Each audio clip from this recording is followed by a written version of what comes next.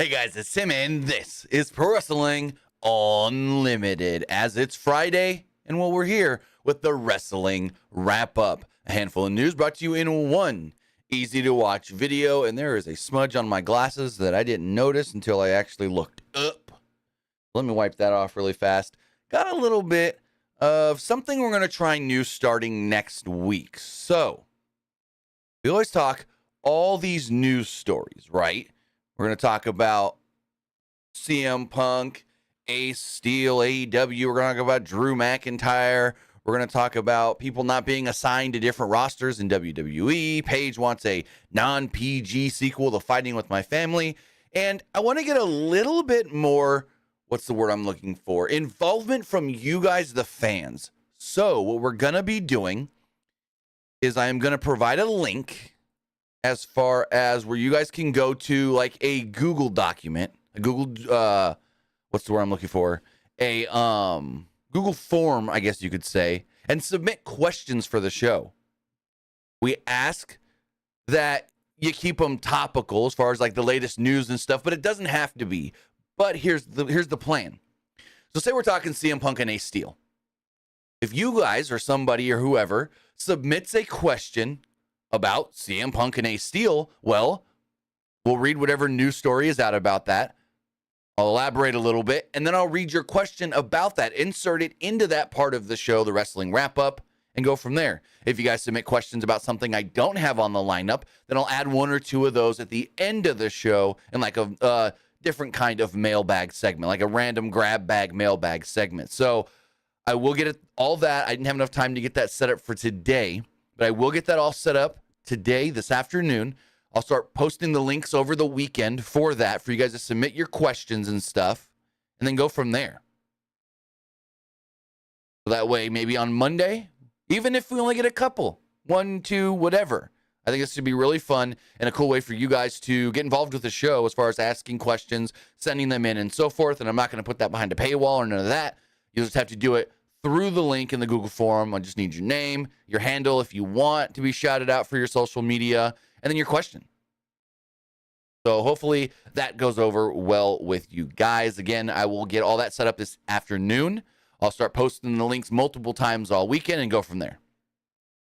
But as far as what we do have today, like I said, we're going to talk about the latest stuff we do know with CM Punk, Ace Steel, and AEW. Apparently there's already plans for who's going to challenge MJF next.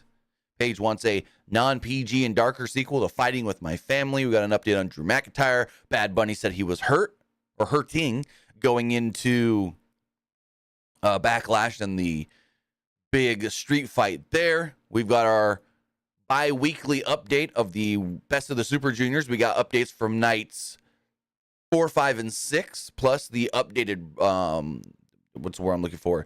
The updated standings on who is leading that as well. Because remember, every Friday and Monday on this show, we bring you your Super Juniors update. But with that, I'll say thank you if you are watching, whether that's live or later, because you can do both. You can watch live on Twitch, you can watch live or later on YouTube, and you can listen later on podcast services all around the globe like Stitcher, Spotify, Google Pod, Apple Pod, Anchor, iHeartRadio, and so much more. I do want to say I'm sorry if you guys are trying to listen on podcast platforms this week to a few of the shows we did, because some of them, just for some reason, I was having an issue with Anchor where it wouldn't upload. And I think that may have been I know there was at least one that just would not upload this week for some reason. I don't know why. Let me see if I can double check on that. Yeah, it was the Raw preview or review. We got the Monday wrap up and the Wednesday Dynamite review up on podcast platforms, but for some reason, the Raw and last week's SmackDown review just would not upload onto Anchor, and I don't know why. Maybe the file got messed up before I uploaded it. Not really sure, but yeah. Remember, if you are watching live on Twitch, you can help us out a couple of different ways. You can help us out by hitting that donate button down below. Oh, hold on. This is a brand new WWE shirt, and I just realized I still got the WWE sticker right here, and it's like glaring with the light. So hold on. Let me pull that off so I don't, hurt anybody's eyes, because I just got the Brock Lesnar shirt he wore when he beat up Cody Rhodes. You can get this right now, www.shop.com. Not sponsored, could be. Should be, would be. Actually working on something with that. But regardless, you can watch and support us on Twitch, twitch.tv/PW Unlimited, whether that is by hitting that donate button down below or by donating Twitch bits in the live chat. Remember, you can subscribe to the channel one of two different ways. You can either subscribe with a tiered subscription, or you can subscribe with Amazon Prime. Because remember, if you have Amazon Prime, then you have Prime Gaming. Prime Gaming gives you a lot of cool things like free games, free stuff for games, and you always get one free subscription to any Twitch channel you want to subscribe to throughout the month. And I'd greatly appreciate it if you did right here. Pro Wrestling Unlimited. Thank you, Fonzie, for that one. I recorded a podcast with the Bullet Cast guys the other day and turned the ticker off on my camera stuff. So thank you for reminding me, Fonzie. There we go. Go over for us on Twitch. Go over to YouTube. Hit the join button. Become a channel member. And also head over to the Epic Game Store. Head over to the Epic Game Store. My buttons want to work. And buy something. Whether you're buying the brand new Star Wars Jedi Survivor, the brand new that just came out today, Lego 2K Drive, that IGN gave an 8. Trying to cash in on the free games like Death Stranding, which is free right now. Or you're getting bucks for Rocket League, Fortnite, or Fall Guys. Use this code right here, PW Unlimited at checkout, and you will be supporting us at no extra cost. Again, use code PWUNLIMITED at checkout, and you'll be supporting us at no extra cost. Also, one final thing. I'm going to put the link in the live chat. But I was a guest on this week's Bullet Cast podcast with Phil and Brandon. And so I would greatly appreciate it if you guys go check that out.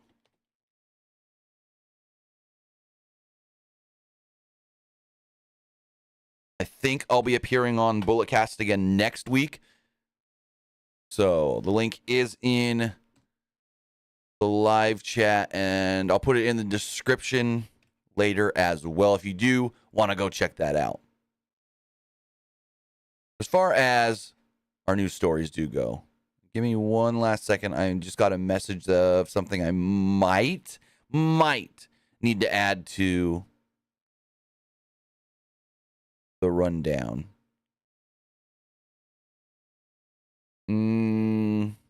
No. Okay, we're good. We're good. So as far as the news does go, first news story we do have to talk about has to do with, well, what the hell's going on with CM Punk? Why is Ace Steel involved? And everything pertaining to collision. And is Punk actually going to be on that show? Dave Meltzer has a big update on this in this week's Wrestling Observer newsletter that was put up on F4W Online. As Ian Carey writes the following. Our own Dave Meltzer has addressed the latest developments in the situation involving CM Punk, Ace Steel, and AEW Collision. Punk was originally the focal point of Wednesday's announcement of the new show. On Tuesday, however, Warner Bros. Discovery was asked to remove him from all graphics and the press release. His image was replaced on the poster with one of MJF, and his name was not mentioned along other returning superstars such as Miro, Thunder Rosa, and Andrade El Idolo.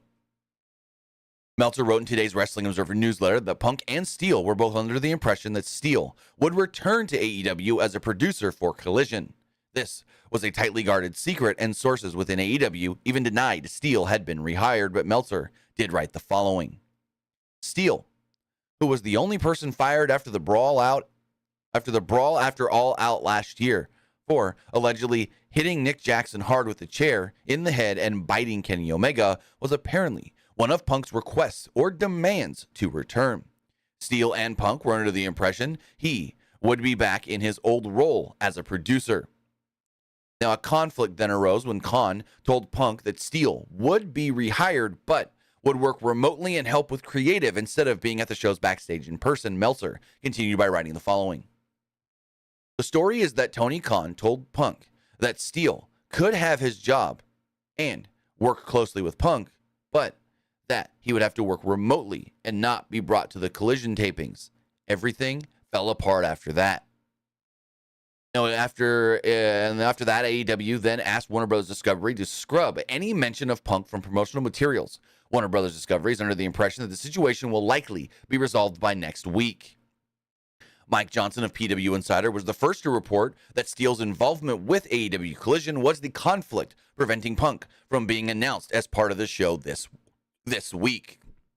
Nick Hausman of House of Wrestling also reported that Steele was rehired months ago by AEW, although he had not been backstage. Meltzer wrote even more, stating, quote, "I don't believe anyone past Punk and whoever he may have told knew about Ace Steel Chris Guy's return until a few found out about a week ago.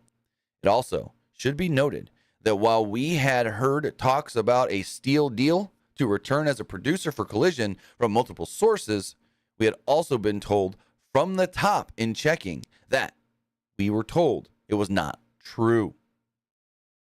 Further details regarding Punk, Steel, and AEW Collision are available in the Wrestling Observer newsletter, but Tony Khan did announce on AEW Dynamite this week that he will reveal where the debut edition of Collision will be taking place next week.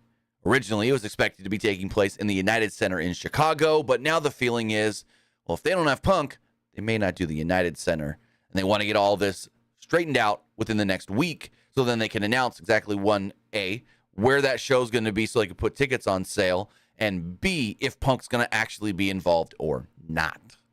So yeah, a lot going on here, and it all has to do with, well, Punk not getting what he wanted, and so now being like, I don't get what I want, I ain't going to give you nothing. Basically, you ain't gonna work with me and give me the guy that I want to work with, well then screw you, pity party for me. But it sounds like that's what it really all boils down to and sounds like for me. Punk didn't get his way, so now he's throwing a fit. Now he's throwing jabs and shit at other people like Brian Alvarez, who didn't say anything bad about Punk. Punk's like, oh, making up story. Brian didn't make nothing up. I listened to everything Brian said, and Brian didn't make anything up regarding CM Punk. He said what was already put out there by other people. And this was all before the Ace Steel story, so Brian said he didn't even know about the Ace Steel stuff when he was on the air on Wednesday on Wrestling Observer Live. And so he didn't mention Ace Steel because he didn't know about the Ace Steel stuff. And then a couple hours later, like PW Insider and others started talking about Ace Steel. So just saying. Now, in keeping with All Elite Wrestling, we know that at Double or Nothing, Maxwell Jacob Friedman will be defending the AEW World Championship in a 4-way. But it looks like there was a segment originally hinting at MJF's next challenger on Dynamite. This also does come from Ian Carey of the Wrestling Observer website, F4W Online, as Ian writes the following. A segment on Wednesday's Dynamite this week was originally going to drop a hint about MJF's next title program. Renee Paquette attempted to interview MJF backstage on Wednesday's show, but the world champion slapped the microphone out of her hands. The segment was not what was originally scheduled. The original plan for an in-ring promo segment with MJF and his opponents at Double or Nothing, and also Britt Baker, who has been referred to as a pillar of AEW, similar to AEW Jungle Boy, Sammy Guevara, and Darby Allin, was set.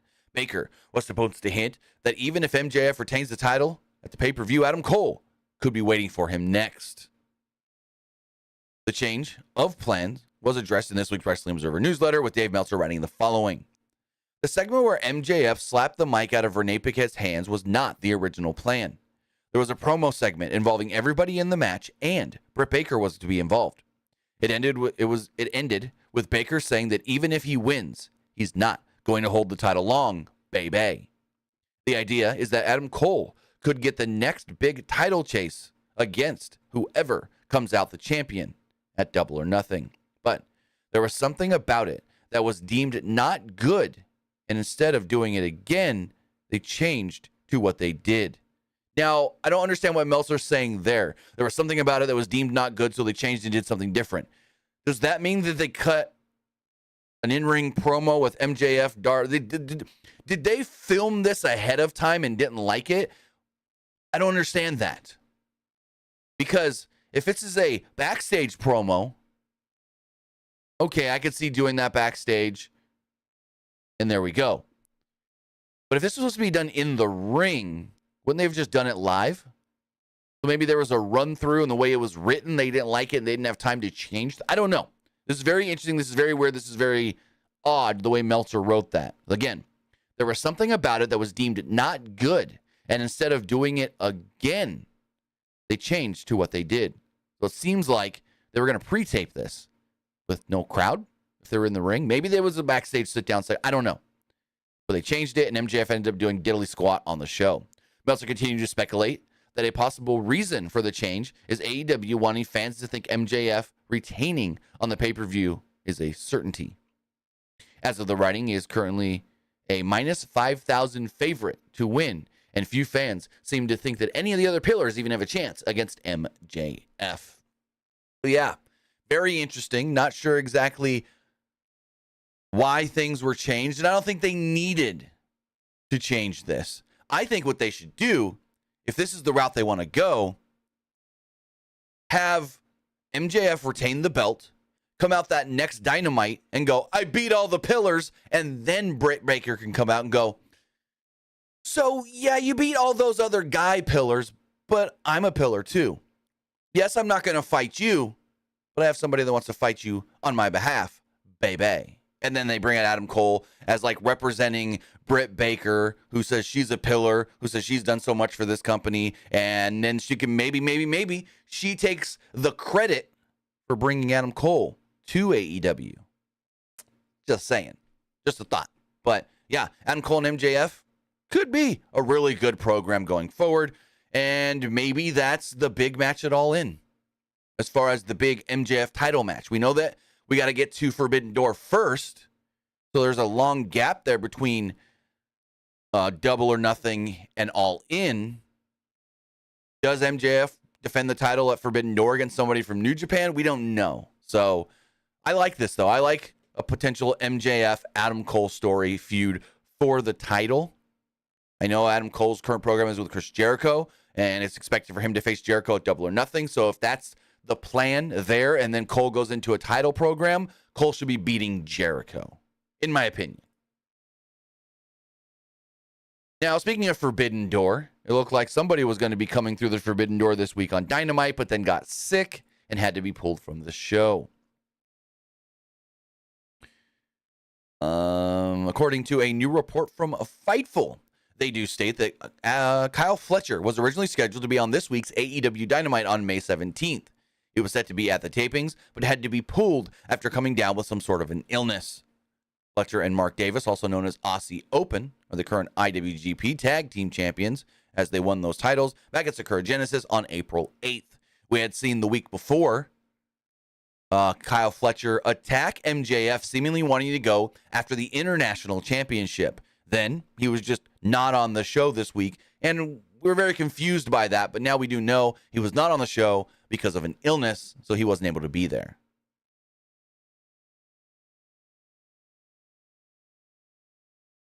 And our last, I guess you can kind of say, AEW-related story because it has to do with Saraya. Saraya actually talked about what she would like if they were to do a sequel with Fighting With My Family. Saraya's life after her Divas Championship run is worthy of a sequel, she says. While speaking with the Corner podcast, Saraya talked about the likelihood of a sequel to the film, Fighting With My Family, that was all based on her starting wrestling, her becoming popular in the UK, getting a tryout to WWE, making it to WWE, and becoming the Divas Champion after WrestleMania 30. Saraya made it clear that she wants the sequel to be dark and non-PG, as her life was exactly like that at the time. Saraya stated the following: "We need another one, Fighting With My Family. It needs to not just be PG. It needs to go up a level because the stuff that we went through, yeah, it gets weird. It gets very weird. So I feel like it could not be PG. It needs to be up a level. If it had to be about me, I would definitely want it to be the darker version. The part 2 of what happened after I won the Divas Championship, and then the rock bottom and all that kind of stuff."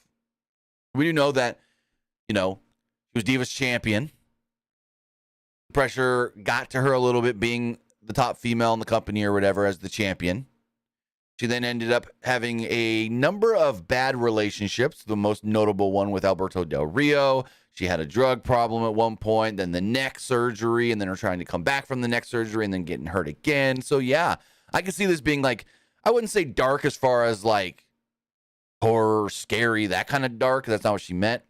But dark as far as like, yeah, they go into like depression stuff and the drug stuff and the sex tape stuff getting leaked maybe as well. So there is an interesting story here to tell, I will say for sure, if they want to continue it.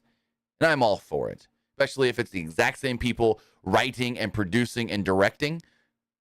Because I thought the first movie was great, but WWE did put some conditions on it that made it to where they couldn't do everything they may have wanted, according to Stephen Merchant, who directed the story. And so with WWE no longer involved, maybe, well, they could do a little bit more and say a little bit more and be a little bit better, in my opinion. Because I always liked Fighting with My Family. It's just Stephen Merchant has come out, who directed the film. I think he wrote it as well. Hold on.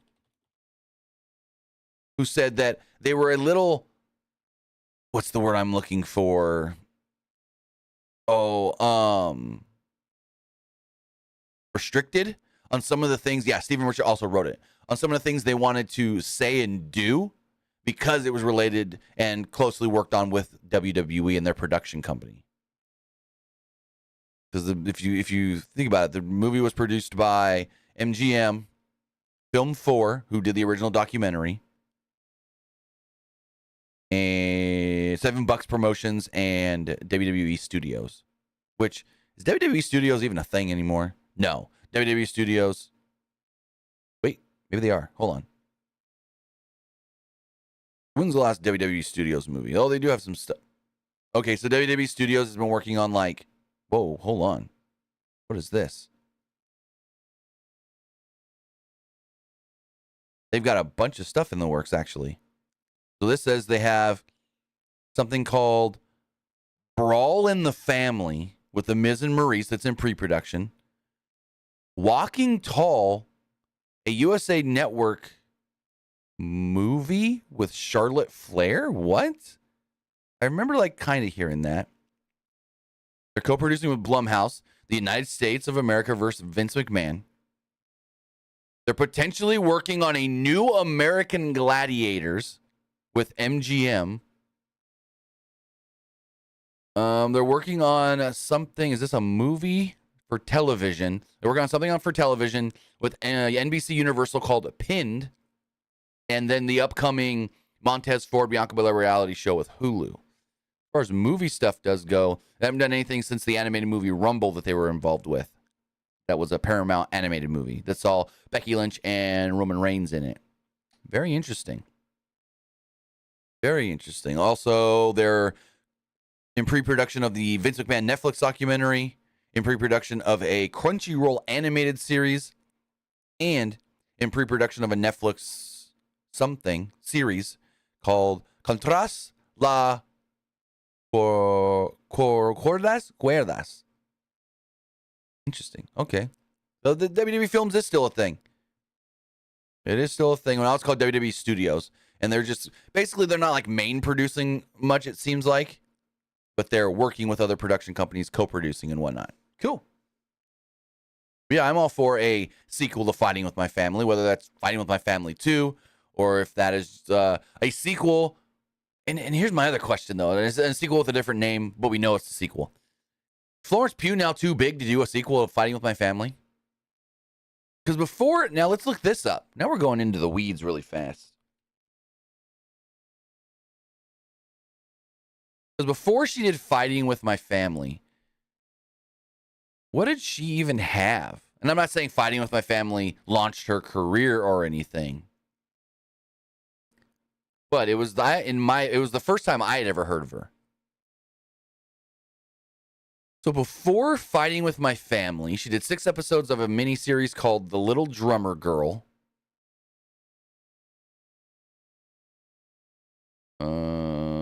Something called Outlaw King. The Commuter. Yeah, stuff I've never heard of. But then she did Fighting with My Family. in, where is it? 2019. And that same year, Midsummer came out, and I feel that is the movie. Midsummer and Little Women. That is what catapulted her career.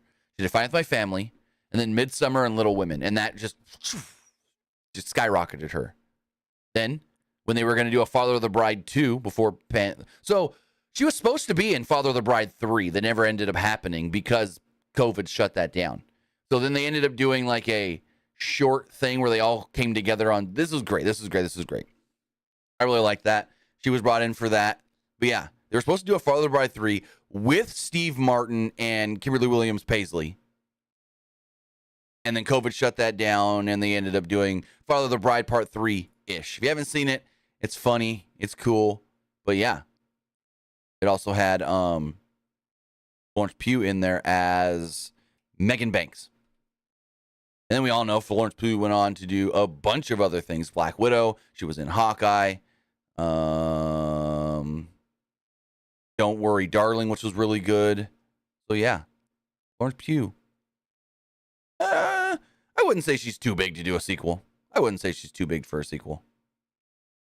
But as we move forward with our news here, we got some WWE news to talk about. The first one has to do with it's a quick hit. It's a little tweet that was sent out by WrestleVotes. We're going to pull up on the screen right here. Just talking about, we had the draft coming come a couple of weeks ago, and there was a number of WWE superstars not drafted. And WrestleVotes has a little bit on exactly, who was undrafted and who was now unassigned to rosters.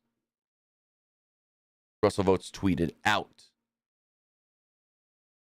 Regarding the roster rankings and Bray Wyatt's name not listed, I was past the internal groupings, names that appears alongside him in the, quote, unassigned category, and still listed there include Ciampa, Truth, Gable Steveson, and Logan Paul. Bray Wyatt is still on payroll, however. So there we go. Bray Wyatt is still listed on the WWE roster as far as just not being listed on a specific brand.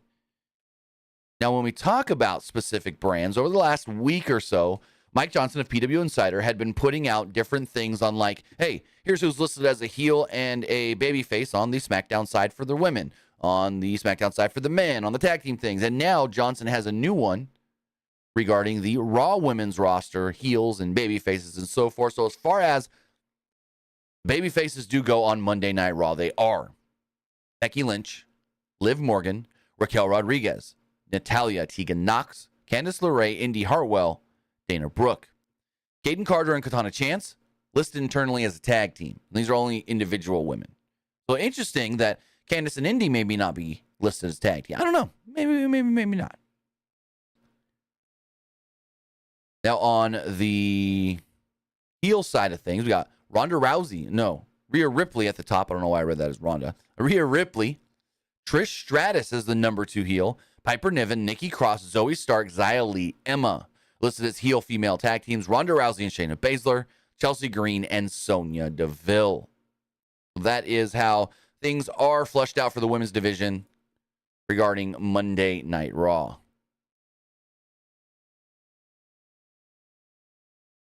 So as we move forward, though, next story we do have has to do with Drew McIntyre. Beginning that question so much, what the heck is going on with Drew? And Dave Meltzer has a little update here. We're going to read this from F4W Online, written by Joseph Courier, as he writes the following. Drew McIntyre's return to WWE television is more of a, quote, creative issue at this point. McIntyre hasn't appeared on WWE programming since WrestleMania 39. He's been out of action with a health issue/injury. McIntyre worked through the injury at WrestleMania, taking part in a triple threat match where Gunther defeated McIntyre and Sheamus to retain the Intercontinental title. In the new edition of the Wrestling Observer newsletter that was published today, Dave Meltzer wrote that McIntyre's return is now basically more of a creative issue than an injury one. Creative issue is in regards to what WWE wants, what McIntyre wants, and when they agree to it. Meltzer wrote, quote, at this point, McIntyre's return is basically more a creative issue regarding what they want, what he wants, and when they agree to it. regarding to the potential of him leaving. The time has been out of action. The time he has been out of action could be used to freeze and extend his contract if WWE so desires. WWE in the past has done that with numerous wrestlers who had expressed wanting to leave. It should be noted that McIntyre, to the best of our knowledge, has not asked to leave, but they have not agreed to a new deal. But there is an obvious spot for him as a heel challenging Rollins. Remember, McIntyre was drafted to Raw. It was confirmed in April that McIntyre's WWE contract is in its last year, and the two sides aren't close on a new deal. It is said to possibly be up at the end of this year. McIntyre, as we stated, did change brands from SmackDown to Raw in the draft this year, hence why some think that maybe turning him heel and having him challenge Seth Rollins is a good move going forward. And maybe they do already know what they're going to do with Drew. Maybe the plans have been set and they just didn't want to bring him back before Night of Champions, because here's my idea. If you are going to do, because everything that we've seen as far as who can challenge Seth for that title, that's if Seth wins the belt, and that's what we're all expecting. So if Seth wins the belt at Night of Champions and then comes out that next Monday on Raw and goes, ha, ha, ha, I'm here, I'm the champion, does his stupid whatever, I think then Drew should come out, play babyface. Hey, Seth, I'm so happy for you, brother. If I was in this tournament, though, you wouldn't have won that belt. If I was here and not out dealing with what I was dealing with, I would have been the one representing Raw Night of Champions. I would have been the one coming out. This is just me spitballing an idea. He says all this, makes it seem like him and Seth are cool. He's happy for Seth. And then when Seth thinks all is good and Seth's like, yeah, well, I was here. You weren't. Now you are. What's that mean? Drew then attacks and turns heel, and there we go. First challenger. Maybe that's the big match for Seth at Money in the Bank. Drew challenging him for the title on July 1st. Just a spitball of an idea. Now, as far as I said, coming up, we have Night of Champions, and we have Money in the Bank, but we did have Backlash a couple of weeks ago that did see Bad Bunny on that show, and Bad Bunny actually spoke about how he was feeling a little banged up and thought he was going to die during that match. This write-up does come from Ian Carey of F4W Online as they write. Bad Bunny says wrestling Damian Priest at WWE Backlash was painful, but also one of the best moments of his life. Apple Music released an interview with the world-famous recording artist on Friday. During the discussion, Bad Bunny noted that his, quote, whole body hurt after the match. Bunny stated, I said before the WrestleMania fight, that day was one of my favorite moments of my life. The Backlash fight in Puerto Rico was another level, was really one of the biggest and best moments of my life. I really enjoyed the fight. My back, my whole body, my whole body hurt. I felt that I was gonna die after the match. I was really scared about it. I was, oh no, I'm going to die. I really thought that I was going to die after that much, but it's part of it. I was prepared, and now I'm going to drop a song. So yeah, there we go. Bad Bunny said that, that match took a lot out of him. So, yeah, we've seen it in the past where people have big, brutal matches like that and say, yeah, they're hurting afterwards, but it was all for good and all worth it. Now, that was at Backlash. NXT coming up next week, not this weekend, but next week, does have a Battleground. But then what's after that? We've heard that maybe a show in September, and Dave Meltzer wrote in this week's Wrestling Observer newsletter that 2 NXT specials could be coming this summer. According to Dave Meltzer in the latest Wrestling Observer newsletter, Dave provided an update on the NXT schedule for this summer. Meltzer reported that the next NXT special event after Battleground are expected to be taking place on Tuesday, July 4th, and Saturday, August 12th. The July 4th event is slated to be NXT Great American Bash, a special edition of NXT television on the USA Network. The August 12th show would be a streaming special on Peacock. It's unclear exactly what the second show would be, but Meltzer did write, quote, after 5/28, the next NXT major shows are expected to be a Great American Bash special on 7/4, which would be a Tuesday TV show, and 8/12 Saturday night Peacock special. Neither is official, as the NXT Big Show calendar, according to those in WWE, lists no big events after 5/28 as being official, but both have been talked about. July 4th is generally the hardest day of the year for the with the possible exception of Christmas Eve to draw on television. So the choices are to do a normal show and throw in the towel, or do something special. Wrestling does have a history of special holiday shows doing well, but there's a difference between a live event and a television show on nights people want to go out. So there we go. July 4th could be a special event on USA Network, and then we get a Peacock pay-per-view on Saturday, August 12th. I know Mike Johnson also mentioned the August 12th date as well, saying that it's something being talked about, but as Meltzer also noted, both him and Johnson have stated it's not locked in yet. Now, speaking of specials and shows and events, Roman Reigns got announced for a live event. And well, when he did so, tickets took off. Roman is a ticket draw. Earlier this week, it was announced that the undisputed WWE Universal Heavyweight Champion Roman Reigns would be working Saturday night, or would be in action on Saturday in Fayetteville, North Carolina for a house show, where the arena promoted that it would be Reigns' first time wrestling in the city in more than 4 years. WWE even took out radio advertisement for a few days in the market, building the show all around Roman Reigns. However, on Wednesday, WWE issued a statement noting that Reigns won't be appearing, and the ticket holders would be refunded if fans want them until 7:30 p.m. the day of the show. WWE cited that the promotional team got an old set of Reigns dates before they were changed. After Reigns signed a new big money deal, he started to work less and less house shows. Yet, in the latest edition of the Wrestling Observer newsletter, Dave Meltzer actually reported that once Reigns was advertised for the show, WWE ended up selling 3,816 more tickets just on Reigns alone.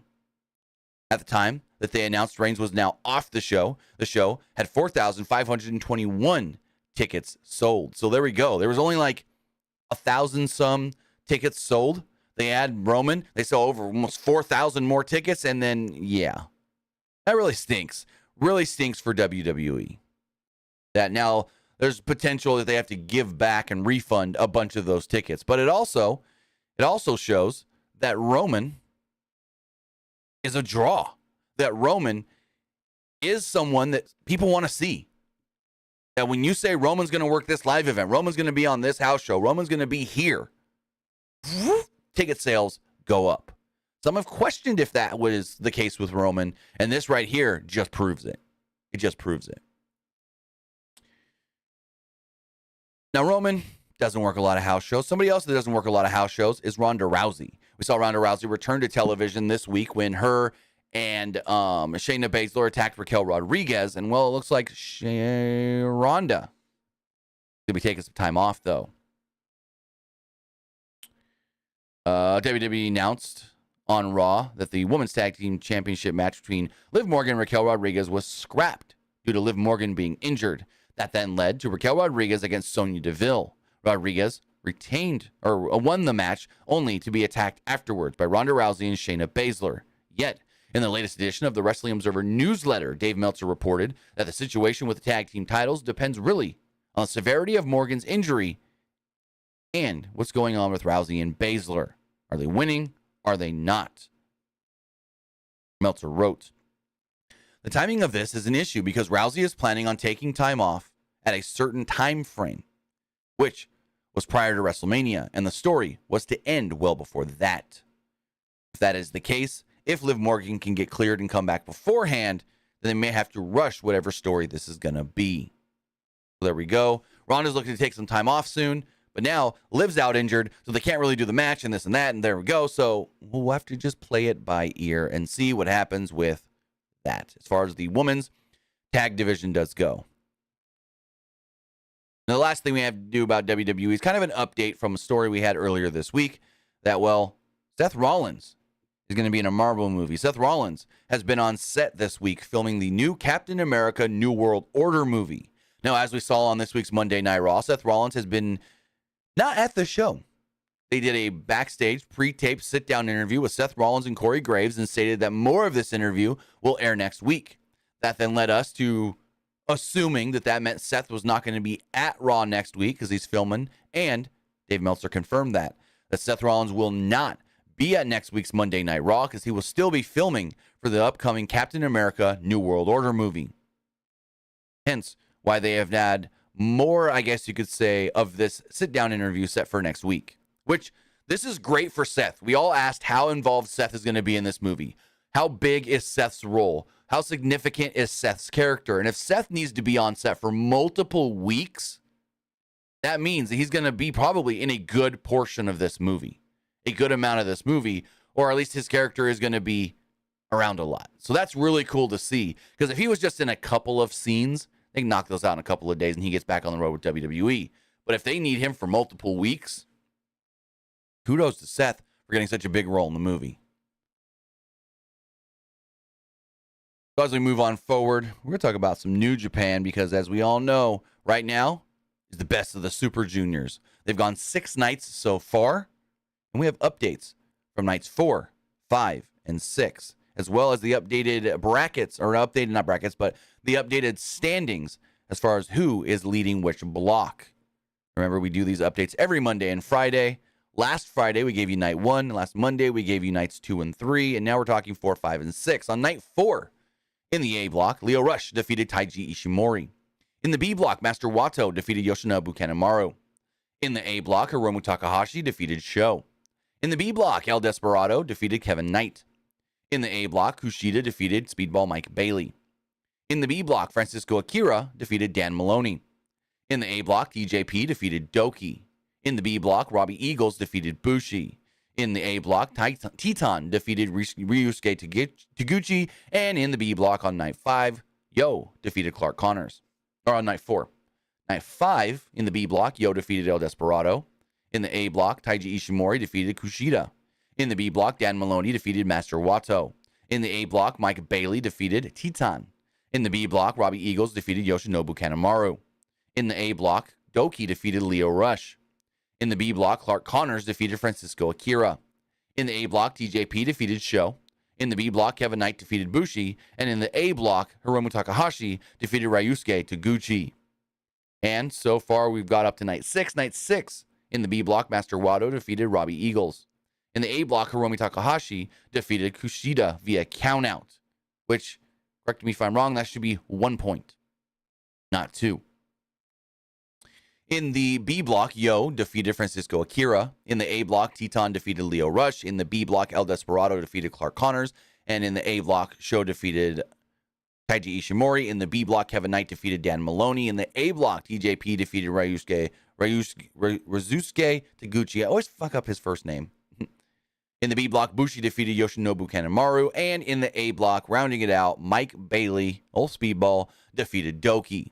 Now, as far as the updated standings do go, in the A block, at the top, at a 5-1 record with 10 points, Speedball Mike Bailey. We then have at a 4-2 record with 8 points, Lio Rush, Taiji Ishimori, Titan, Hiromu Takahashi, and TJP. With a 2-4 record and 4 points, Doki and Sho. With a 1-5 record, Kushida. And with a 0-6 record, no wins, no points, Ryusuke Taguchi.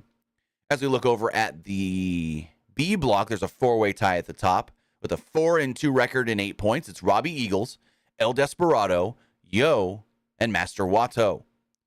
We then have with 6 points, a 3-3 record, Francisco Akira, Clark Connors, and Kevin Knight.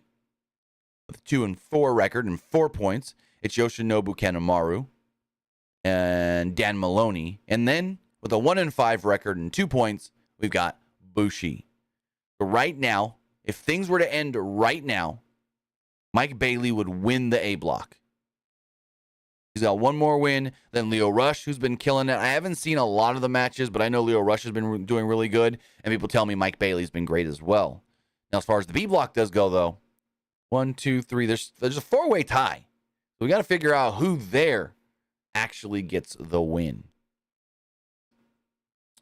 And finally, speaking of tournaments, Crockett Cup has been announced. Brackets are set.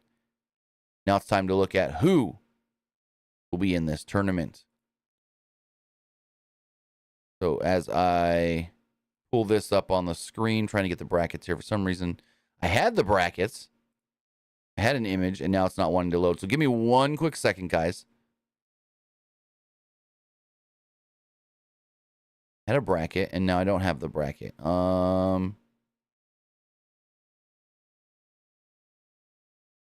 me one moment. I think we'll just have to read this instead of brackets.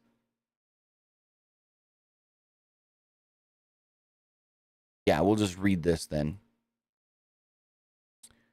So in a YouTube video posted by the NWA, Kyle Davis announced the seedings for the tag teams in the upcoming Crockett Cup tournament. NWA also released full brackets. The brackets for the Crockett Cup are as followed. Number 16, Fodder and Flip Gordon will be taking on number 17, Sent to Slaughter, Dan Maff and Sean Donovan. The winners will face number 1, La Rebellion, Bestia 666, and Mecha Wolf. Team number seed number 9, Scion and Jordan Clearwater with Austin Idol will be taking on number 24, Last Chance, with the Last Chance spot, winner of a triple threat tag team match. The winners will then face number 8 team, Blunt Force Trauma, Damage and Carnage with Aaron Stevens in the next round. Number 13, SVGS, Jax Dane and Bulletproof Troop with Chris Silvio will be taking on number 20 team, TNT, Terrell and Terrence Hughes. The winners will face number 4 team, Octagon Jr. and Mystices Jr. Number 12 team, The Fixers, Wrecking Ball, Legursky, and Jay Bradley will be taking on number 21 team, Yobo the Clown and Rufo the Clown. Winners will face number 5 team, A Cut Above, Tom Lattimore, and Rhett Titus. Number 15 team, Max the Impaler and Judas with Father James Mitchell will take on number 18 team, The Now, Hale Collins and Vic Dalicious. The winners will take on the number 2 team of Tyrus and Chris Adonis. The number 10 team, Kratos and Obsidian, will be taking on the number 23 team, Magic, Jake Dumas, and Brian Brock. The winners will take on team number 7, the Country Gentlemen, AJ Kazana and Anthony Andrews. Number 14 team, Magnum Muscle, Dax Draper and Mimus, will be taking on the number 19 team, the Spectaculars, Brady Pierce and Arush Freeman. They will take on the number 4 team in the next round of Trevor Murdoch and Mike Knox. And finally, the number 11 team, Toxin and Ariz, will be taking on the number 22 team of the Heat Seekers, Elliot Russell and Sigmund. The winners will face the number 6 team of the Mortons, Ricky and Kerry Morton. Also, as far as that Last Chance team does go, there's going to be a triple threat. We're going to see Daisy Kill and Talus, Misery Faithful, and Jeremiah Plunkett and Eric Jackson. All this does take place on June 3rd and 4th. So there we go. That's the rundown of the brackets for the upcoming Crockett Cup. With that, guys, that is going to wrap everything up here. That's all we got for the wrestling wrap-up. Remember, tonight is Friday Night SmackDown, so let's tell you everything you can expect tonight on SmackDown as far as what WWE so far has on their website. So let's pull that up on the screen right here. WWE is advertising 1, 2, 3, 4, 5 things. First off, we do know that there will be a face-to-face with Kevin Owens and Sami Zayn and the Bloodlines Roman Reigns and Solo Sikoa. In tag team action, speaking of the Bloodline, the Usos will be taking on the LWO's Rey Mysterio and Santos Escobar. We also do know that the Brawling Brutes, Butch and Rich Holland, will be taking on Pretty Deadly. We also know that there will be a, I guess you could say, premiere, a SmackDown premiere of the Grayson Waller effect with AJ Styles, one of the men that will be fighting for the World Championship at Night of Champions. And finally, we do know that the team of LA Knight and Rick Boogs will be taking on the Street Profits. So that is everything that has been revealed and announced and set for tonight's Friday Night SmackDown. With that, guys, we will be back here live tonight following Friday Night SmackDown. But I want to say thank you, whether you're watching live or watching later, whether that's live on Twitch, twitch.tv/PW Unlimited, live or later on YouTube, youtube.com/Pro Wrestling Unlimited, or later on podcast, listening on podcast services all around the globe like Stitcher, Spotify, Google Pod, Apple Pod, Anchor, iHeartRadio, and so much more. So with that, guys, have a great rest of your Friday. We'll see you back here tonight for SmackDown. Have a good one, guys. See you next time.